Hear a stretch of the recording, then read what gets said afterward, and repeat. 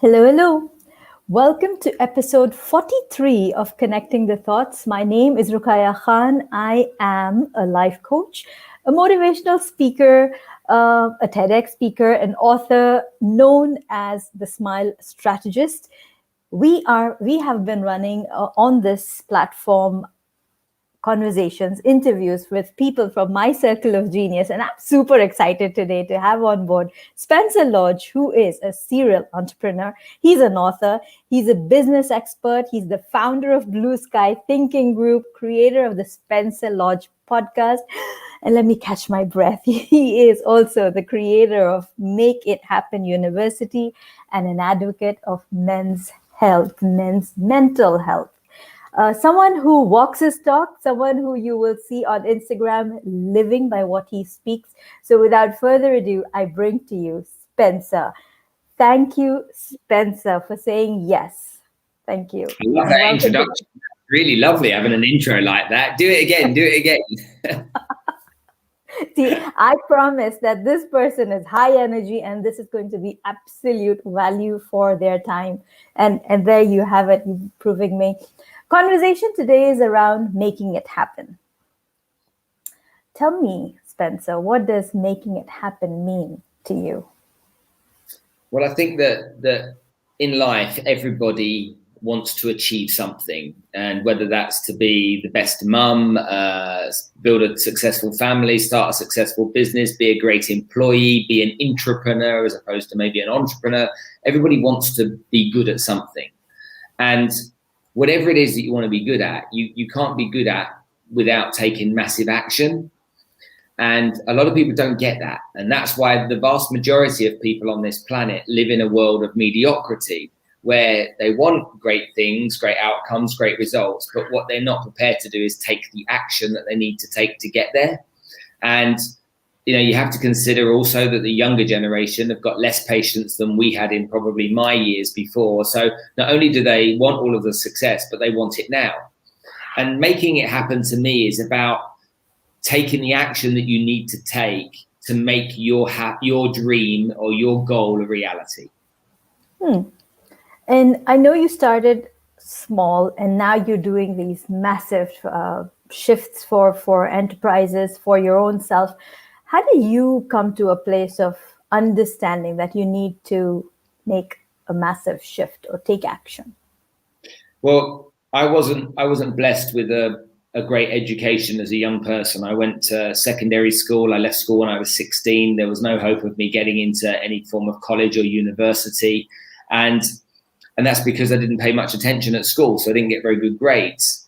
So when you don't have that, what your mum and dad have been saying for years, you need to go to university, otherwise you won't have a great career. The two things that you really need are a really good education plus an inordinate amount of hard work, okay, or a huge amount of hard work, because the university education on its own isn't worth anything. It's just a piece of paper at the end of the day.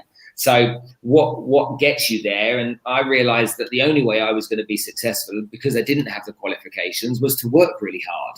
And I learned early on that working hard didn't mean being at work for 12 hours a day.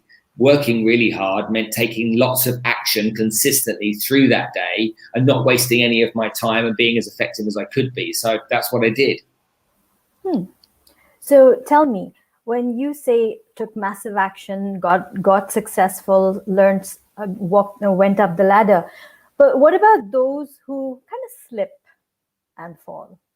What's your advice to them? I mean, I include me. My hand goes up for that too, because I'm one of those ones who slip and fall. I'm a human being. We all do it. We've all been there. Whether it's a bad day, a bad week, or even a bad year, we all go there. We go through personal tragedies, whether that's the death of a family member, whether that's a divorce, a breakup of a romance, a kid getting sick, which takes us off of our aiming for our prize. It gets in the way and disturbs that momentum that we have. So we're all human beings and those things happen. It's the art of being able to pick yourself up quickly and dust yourself down and keep moving forward that enables successful people to get where they want to go. So for those ones that slip and they get into that place where they have got to a certain point and then they go down, you have to ask yourself a few honest questions. And I think a lot of people hide from those questions because it's easier to have a pity party, isn't it? It's easier to feel sorry for yourself. It's, we're conditioned. If you understand how our brains work, we have our conscious and our subconscious mind. And our subconscious mind pretty much rules everything. The subconscious mind is a risk management device. And so what it asks you to do is to lay on the bed or on the sofa with the remote control on your chest and a bag of chips, because that's safe. Okay, that's safe because there's no risk involved there. You need your conscious mind to overrule this subconscious behavior. And so, and you can't go from, A to Z overnight. This is a step-by-step process. So maybe the first step is you don't eat the chips when you lay on the bed or the sofa. Maybe the next step is you only give yourself an hour to lay on the sofa and you go and do something else for another hour. And maybe that's going for a walk around the block. Maybe it's studying something. Maybe you say to yourself, if you spend 4 hours a day on social media, you'll spend 3 hours or 2 hours a day on social media. It's all about making little increments on a consistent basis that can get us from that darker place to a better place. You never hear of people come out of depression overnight, do you? They're prescribed as clinically depressed. And okay, right, so now we're going to fix it. And they go to the psychologist, psychiatrist, or whatever it may be. They take the antidepressants. Ta-da! A week later, I'm fine. No, it doesn't work like that. It takes time. And everything, if you think about it, you have a challenge in marriage and you need to go to therapy as a couple. Well, then it takes time. You can't fix it overnight. And so like all of those things, they take time, they take persistence, they take consistency, and they take some discipline, and they take some honesty as well. And I think that some people need to be a little bit more honest with each other, with themselves than they are with each other. Yep. And I think kindness also matters. So we have Prasad watching, we have Umair watching, and we also have Radish watching us. Thank you guys for tuning in. And if you're new to the channel, do subscribe and continue to be part of these conversations moving forward. We have Umair who says, thanks for coming. Looking forward to learning business tactics. Selling is an art, making it happen by thinking outside the box. Super. We have a question. How does the subconscious mind become a risk management guy? Because our subconscious mind, if you think about all of our behaviors in our subconscious, they generally are protective behaviors. If you think about it, what do we naturally want to do? Do we want to go for a run or do we want to sit on the sofa? Naturally, we want to sit on the sofa. We don't naturally go, you know what, I'm going for a run. No, going for a run takes your conscious mind to say, I'm going for a run. I'm taking this decision. I'm taking this action. I'm going for the run. Your conscious mind doesn't need to do much when it comes to sitting on the sofa and watching TV. It just kind of it retreats. And so that's why it's risk management, because our body, we experience danger all of the time. And people experience different levels of danger based upon their work activities, their social activities, their hobbies, etc. And we shouldn't be putting ourselves at risk. It's dangerous. And so the subconscious mind is controlling of that. It's just calming things down to put you in a place where you don't do anything stupid. To go and do a skydive, you've really got to think about it, haven't you? Okay, but yes. to not do a skydive, you haven't got to think about that at all. That's just default, isn't it? Mm-hmm. Not many people jump at doing a skydive. I was given the opportunity and I jumped at it. So yes, go for it. So great. Tell me, we've spoken about the subconscious. We've spoken about risk management. How did you and sales, the word sales, become synonymous? Okay, before that, Kosaji says it's the flight, or freeze response. Mm-hmm. Yeah, I would agree. Fight. Yeah, and the subconscious, the primary function of the subconscious is to literally keep you alive. And anything that feels like outside the comfort zone would be something that is, probably a threat. And so it keeps you there. We have Dr. John who says, in today's times, it's not just education, it's the right education required along with smart work. Educational system need to keep us as well. Yes, they do. What are your thoughts about that? I think the education system's broken, if I'm honest. I think it's really broken. I think that if you if you look at the money mindset of most adults today, most people have a very poor money mindset. Where were they taught how money works? Where were they taught how investing works? Where were they taught all these important tools and skills and strategies? Well, no one taught them at school, yet we want to talk about what happened 2,000 years ago in some war. To me, it's like, okay, let's do history, but can we do financial management? Who's teaching people? I mean, you think about it, the skills that people need in business today, okay, whether it be, simple stuff like Google Analytics, social media management, online marketing, this is kind of like everyday stuff, bread and butter for people nowadays. No one's teaching that in school. And so are we really teaching people, the kids, the right things they need? Does Pythagoras' theory really matter? Okay, when kids have got calculators on their phones and on their watches, do they really need to know how to do all of these things? I would argue not. I also think that the university education system's broke too. I have 2 daughters at university right now, and they're in full-time 4-year courses at top universities in London. Yet, when you add up the amount of hours they study for, it's about 2.5 days a week. They've got 2.5 days a week where they're not studying, yet they're at uni for 4 years. I'm like, you could probably get through this in 2 years, maybe 18 months if you just condensed it all and put it all together. But then when you think about what people are learning at university and at school, are they learning skills that they can then go and apply straight away? Now, of course, there are some, but the world is moving so quickly. What work is being done with AI? What are we teaching students about artificial intelligence, virtual reality, and all of these other technologies that are part of our everyday existence? Kids are not going to need to learn how to drive in the future because self-driving cars will do it all for them. But there's a big thing about teaching a kid to drive. It's like, are these the important things? And so that's where I think it's sometimes broken. And I know I'm open to being cut down by some of your listeners, but I've got daughters are at university right now. Statistics demonstrate that most people, when they're in the early 20s, have no idea about how you handle and manage money. Why? Okay, my kids are in their 20s now. They should know about Google Analytics. They should know about Facebook ads. They should know about this because if they're going to start a business, these things are critical. And so, yeah, there you go. I'm probably having a go because of how I passionately feel about it, Rukia. So tell us more about it, because it would really help listeners. Tell us more about Google Analytics. Tell us more about Facebook ads. How does that help you take your game a level up? Well, I use social media to promote myself, and you've got two ways of getting people to buy your product and service. And this is what sales is all about. And it makes me laugh how so many people either say, I'm really bad at sales, or I'm an introvert, I won't be any good at sales, or make up some nonsense rubbish in their head about how sales isn't significant. This goes back to education. Can you take a course at a university in the UK or in America just to learn to be a professional salesperson? No. All right. Which is just nuts because everybody's selling something.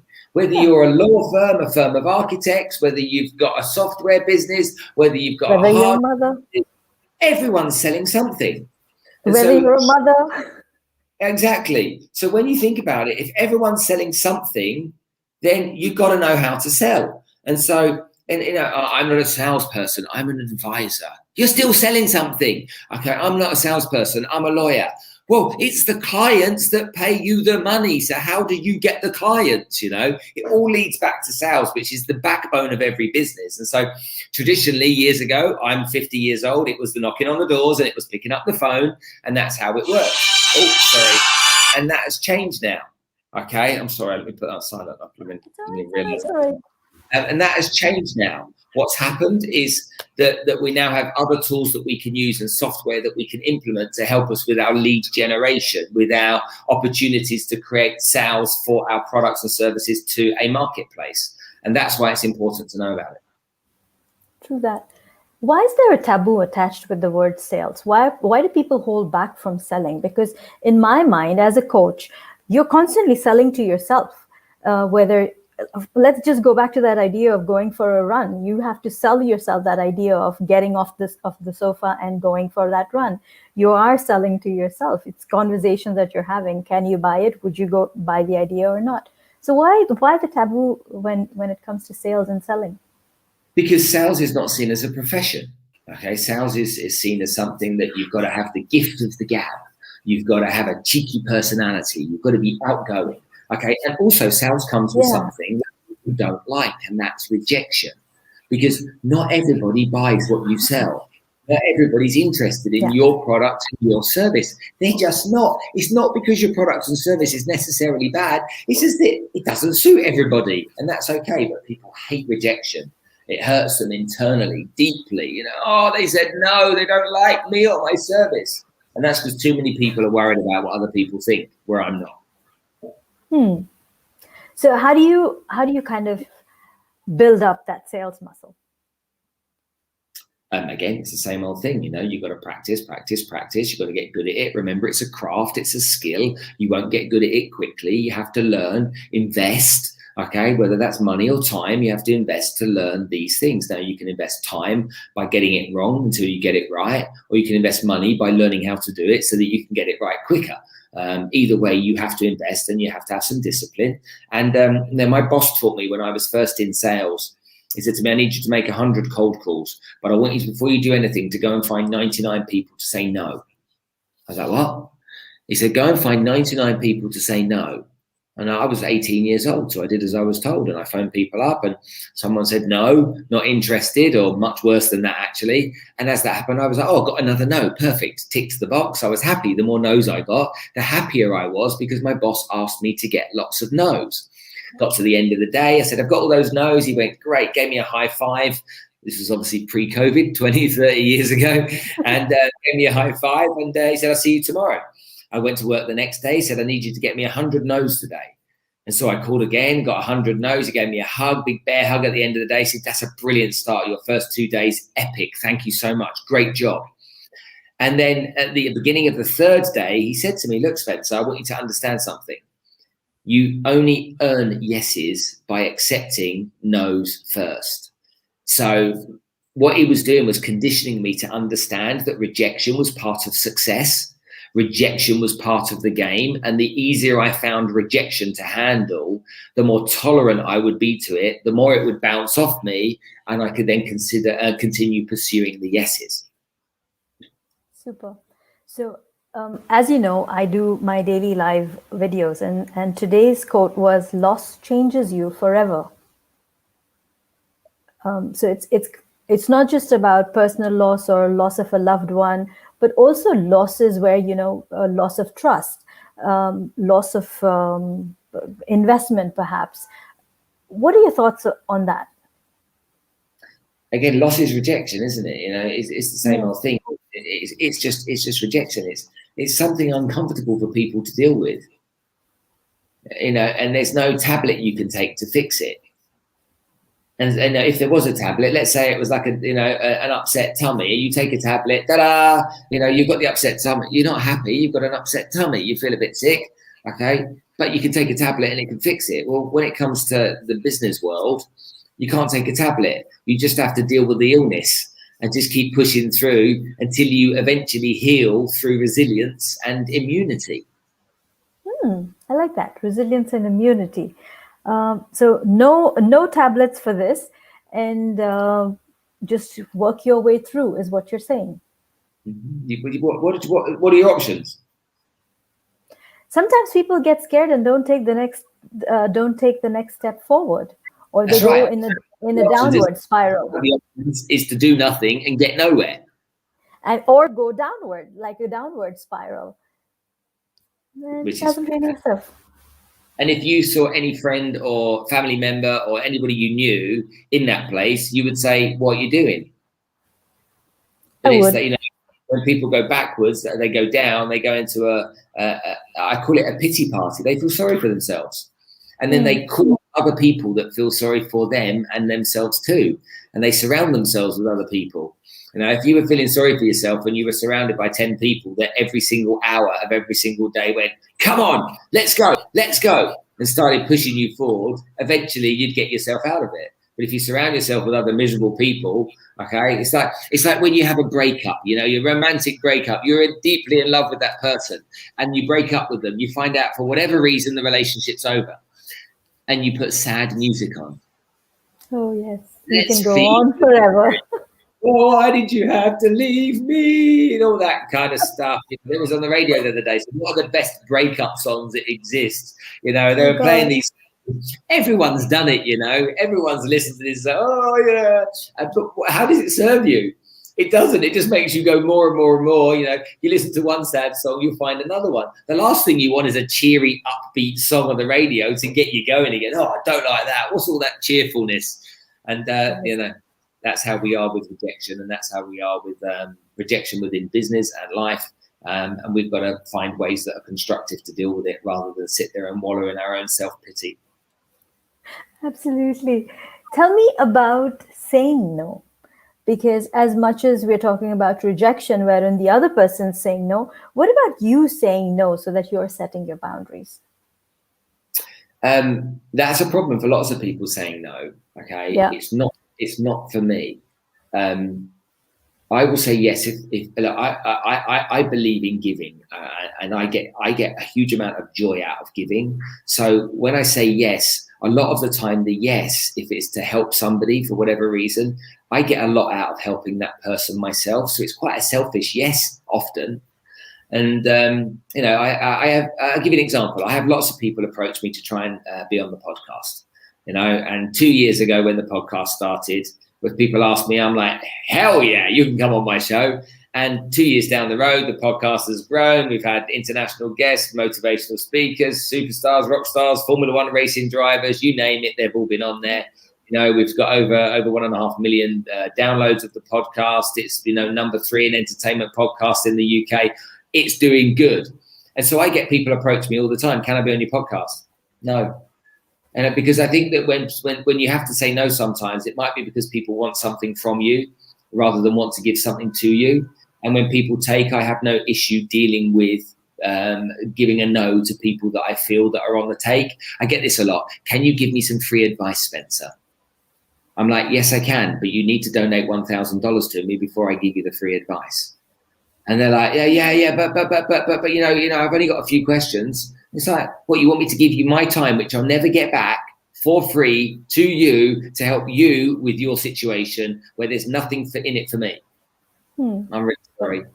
I don't work like that. Interesting. I love this. Awesome. So tell me, no free advice, but there is this Japanese proverb that says anything that you get for free is the most expensive. I think anything you get for free has no value. Ah, okay. Tell me. Well, when you pay, it's like coaching is a great example. When people pay for coaching, they take it seriously. Yeah. When they get it free, they don't. So, the amount of people, the amount of times that you and I have met each other at these Najahi events where we've been at an event, there's 300 people in the audience, there's a speaker on stage, they've all come because they know what the speaker does. They've all come because they want to learn from that speaker, and they all know their speaker's going to offer them something that can help them. And yet 90% of those people go, nah. And you sit there and you're like, what? Hold on a minute. What, you came for the free lunch? What did you come for? You want something for free? You're not going to get anything out of it. You sat there for an hour and a half listening to XYZ presenter stand up on stage, teach you a load of stuff. I guarantee you're going to do nothing with that stuff you've learned.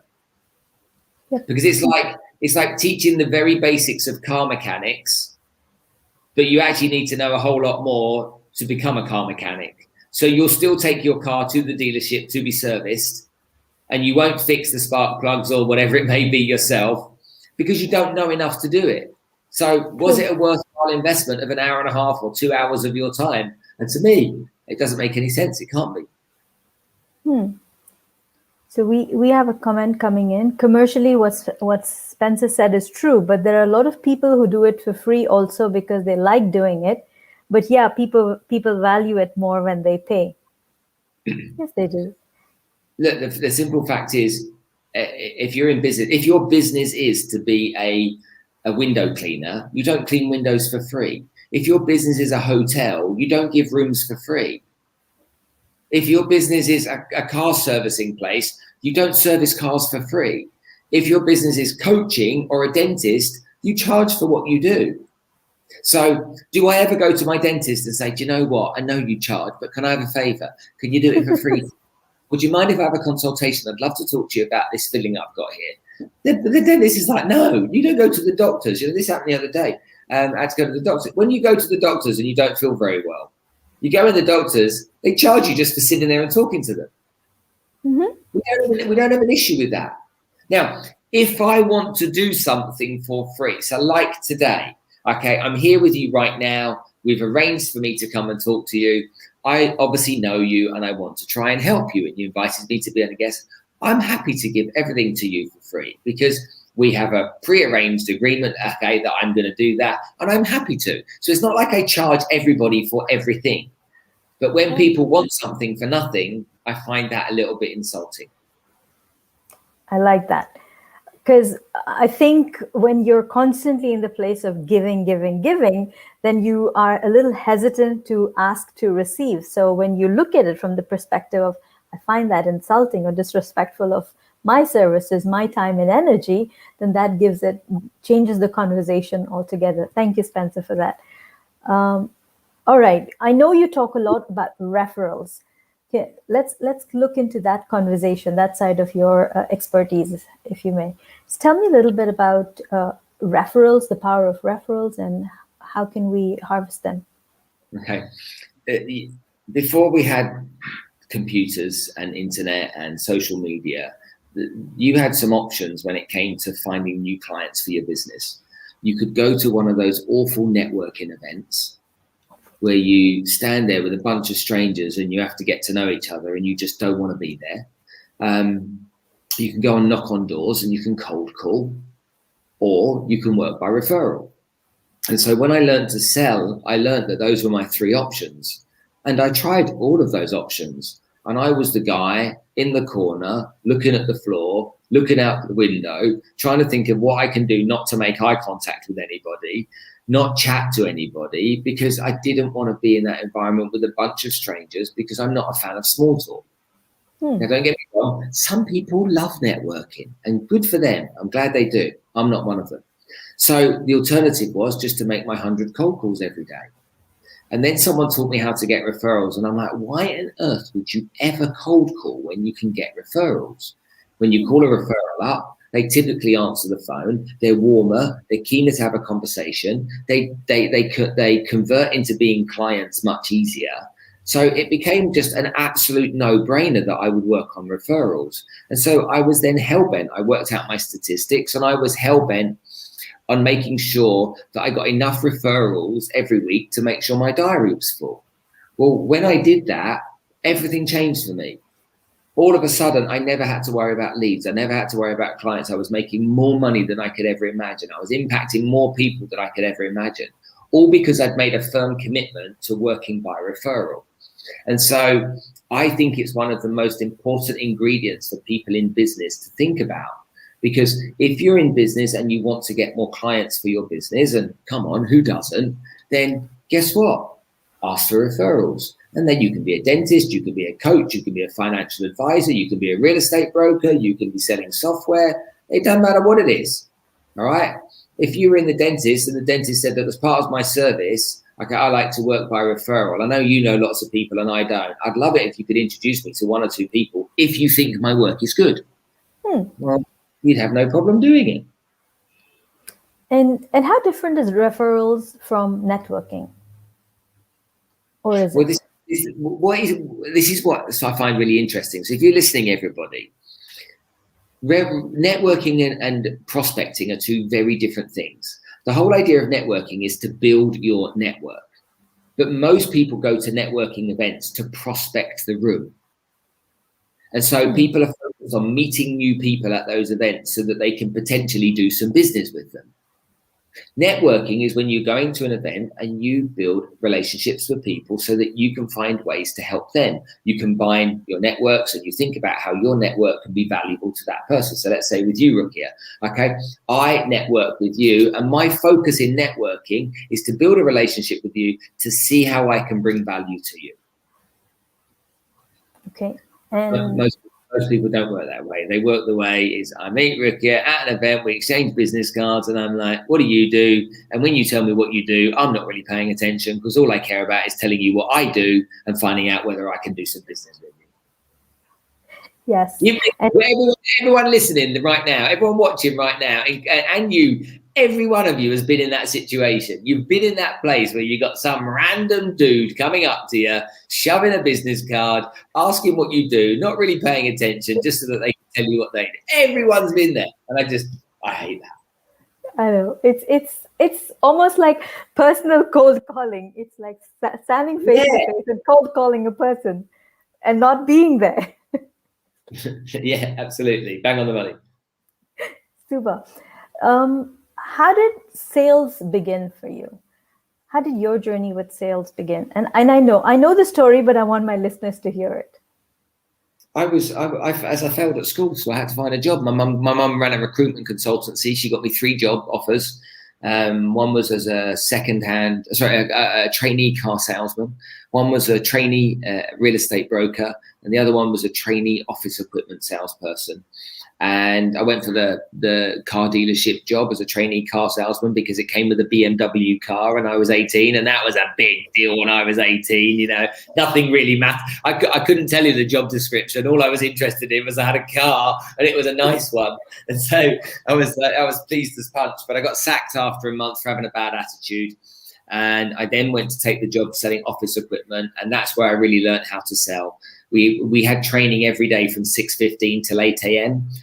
So 1 hour 45 minutes, and I used to have to drive into London, park the car, go into the company's offices, go into training. If I came in after 6:15, they would lock the doors. You weren't allowed in. Mm-hmm. So it was very strict, but the training was intense, and it was role play focused and committed. And I then was learning something that I realized that I could do. It was a skill that I was learning, and I was obviously in an office as well with a bunch of other people that were successful, and they were earning lots of money. And I was a kid, and so you're influenced by that, aren't you? You see people successful, driving expensive cars, earning lots of money, and you're like, wow, I want a bit of that. I want that.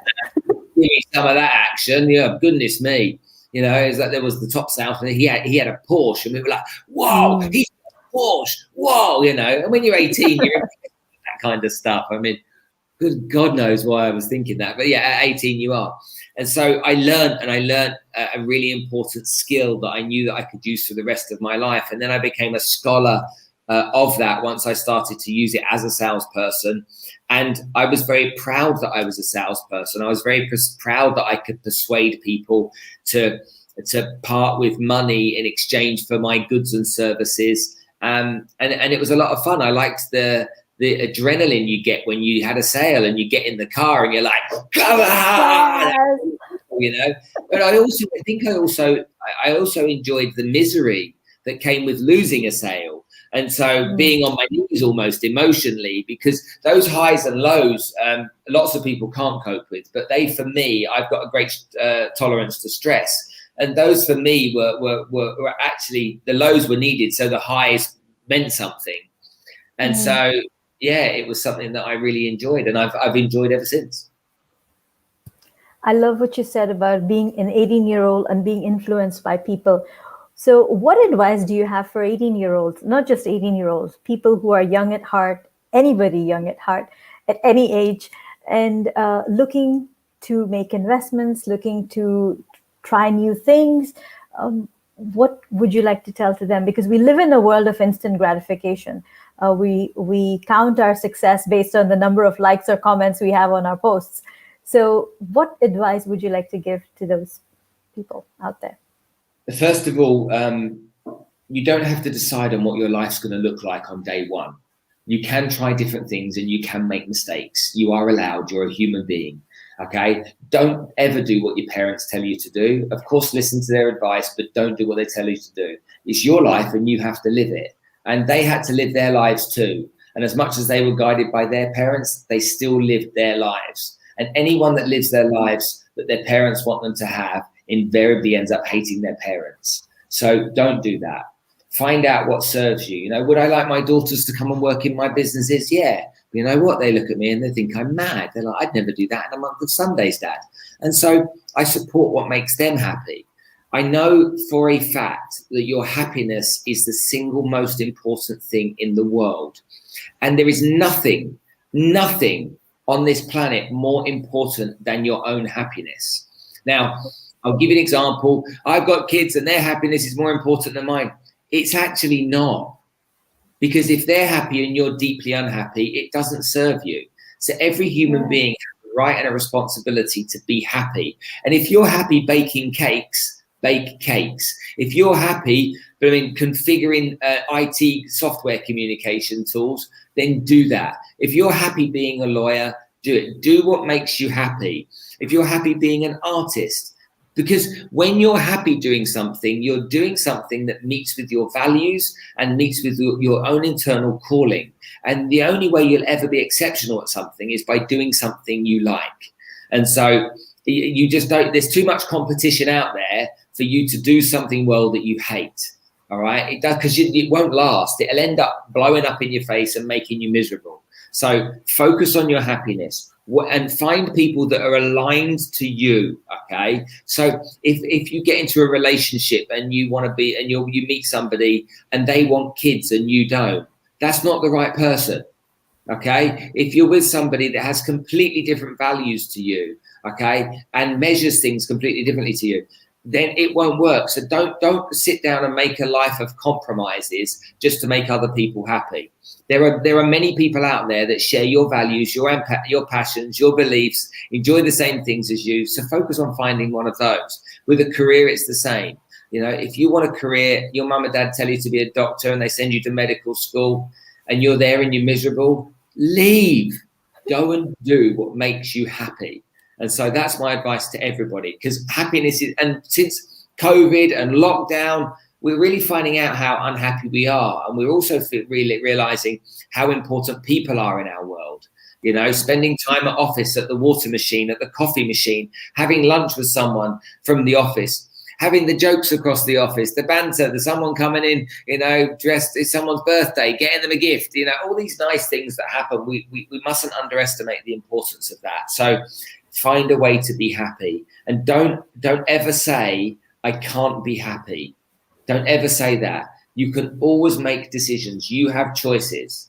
It's up to you to make sure that you make the choices that serve you. True that. And also to pay attention to where you're being guided. My mom wanted me to be a doctor, which is why I was laughing when you said if your parents want you to be a doctor. She still regrets it.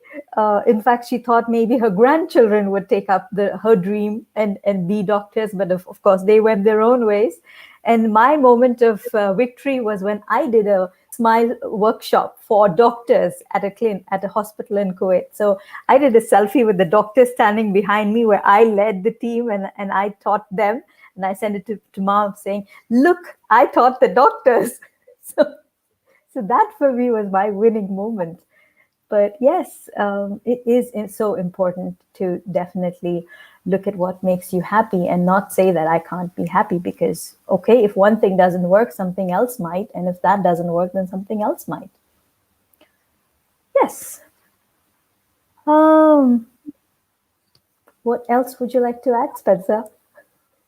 I think I pretty much did, didn't I? Yes, you did. Thank you. Thank you. And let us know how we can connect with you. Where can people reach out to you? How can people connect with you? You can find me on LinkedIn at Spencer Lodge, so SPENCER Lodge. You can find me on Instagram at spencer.lodge. You can follow me on TikTok, where I make silly videos. And so I'm there at Spencer Lodge as well. And if you want, go listen to my podcast, because I think that you will be surprised. I've already shared that. And yeah, if you DM me, if you send me a voice note or anything, if I can help in any way, then let me know. You're also a big advocate of the 5 a.m. waking up early and men's mental health. Can we quickly speak about that, please, before I forget? Yeah, I wake up 5 a.m. I start in the gym at 5 a.m. I wake up at 4:30 every day. I go to the gym every day. I have a routine, and that routine helps keep me in track and keeps me positive. In 2012, I went through a very difficult time in my life where I almost took my own life and killed myself. And so I understand what depression's all about and how it impacts you. And I think that had it not been for the support of people that loved me, I'm not sure what would have happened. But I'm very grateful that they were in my life and are still in my life now. And I'm a I want people that are suffering from mental health problems, and I don't mean just having a down day. I mean genuinely suffering. I want you, if I can talk to you and I can help you, if you are really in a depressed place and I can talk to you, I don't charge a penny for that. I do that all for free, and I'll gladly help you. If any of you want to reach out to me because you're having, and I don't mean having a bad day, remember, and I don't mean it's really tough at work at the moment. I mean if you're genuinely suffering with mental health problems. Okay, I will gladly chat to you, and if I can offer you 15 minutes or 30 minutes of my time, then I will do so. It's something I care greatly about. And remember that if you reach out, I will listen and I will talk to you and you will be heard. Thank you, Spencer. And thank you also for saying yes for this conversation. Meant a lot to me. And I look forward to more conversations and a lot of your time. Thank you. Thank you so much. Indeed. Nice to see you. Same here. Thank you. So I'm going to play the little show reel, which I forgot to play because I was so super excited to have you on the show. There we go.